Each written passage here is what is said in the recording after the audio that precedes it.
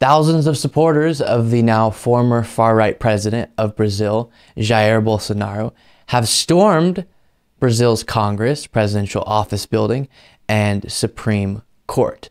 Now, this is causing people to make the comparison to January 6th in the United States, what we saw with Donald Trump lying about the election, saying it was stolen when it was not, and that leading to his supporters storming the United States Capitol. Well, here was very fascinating as Bolsonaro was making similar claims to Donald Trump about his election that he recently lost, and that seems to be what led to this. Now, to give you the context, and then we'll dive into more specifics in regard to this, Jair Bolsonaro, far-right, former president now of Brazil, was the president until very recently, and he's a close ally of Donald Trump, very supportive of one another.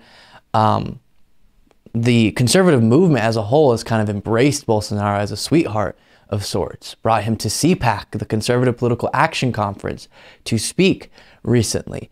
And so when he lost his election to left-wing former president and at that time candidate Lula da Silva, he started claiming, especially it was a very close race, very close election, and he claimed that the reason Bolsonaro lost is because it was stolen from him, like Trump claimed.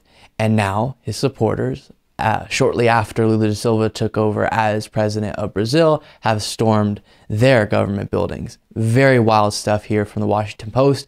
Thousands of radical supporters of Brazil's former far-right president Jair Bolsonaro stormed and vandalized the country's Congress, Supreme Court, and presidential office building on Sunday before being cleared out by security forces. In an episode that paralleled the January 6, 2021 insurrection at the U.S.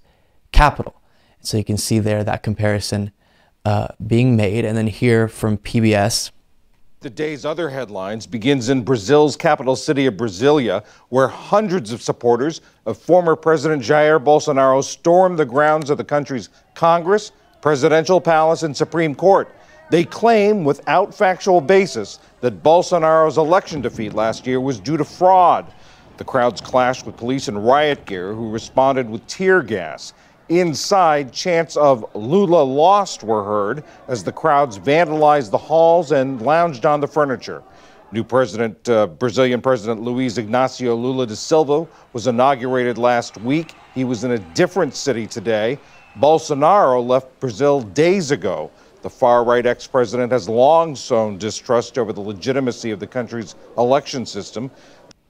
And Bolsonaro is actually now in Florida. He went to hang out in Florida, and then all of this took place. Here's another video of this event.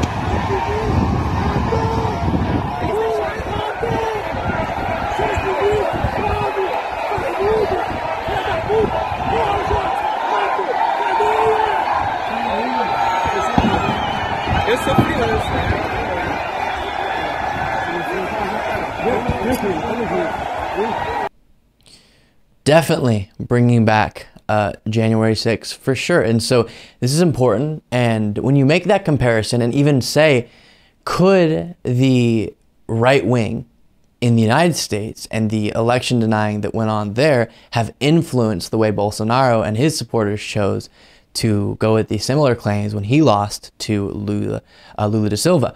Absolutely. Now, it's not to say the United States caused this, and the right wing in the United States caused the right wing in Brazil to do this. No, responsibility goes fully on their shoulders, but we are getting more interconnected as a world, and the far-right movement in particular has started to almost have an allegiance to one another that is beyond the allegiance to the other side in their country. CPAC bringing Bolsonaro to speak and praising him as someone who's a great leader, and Trump created this playbook of election denialism. Not that it hasn't happened before, it absolutely has, but the United States president at the time doing this, denying the election results and attempting to use his supporters as a tool to keep him in power through an attempted coup that took place on January 6th, however much of a failure it was. And so here we see in Brazil, similar action being taken by Jair Bolsonaro's supporters. And so it does make you wonder what influence took place there. And it shows you the importance of being against this type of ideology wherever it pops up, whether it's in the United States or another country like Brazil.